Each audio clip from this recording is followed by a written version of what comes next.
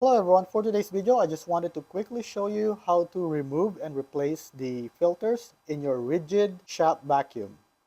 This particular one is a 5-gallon wall mountable vacuum, but if you have a larger vacuum, the procedure should be the same as well because they use the same design on their shop vacuum. So let me show you. First thing you want to do is remove the top. You might be wondering how to remove this because you're spinning this, doesn't really work. You spin this, it doesn't really spin. So the way to remove this, actually, this is just a snap right here. So you just hold this thing, press here, and push this thing up. So like this,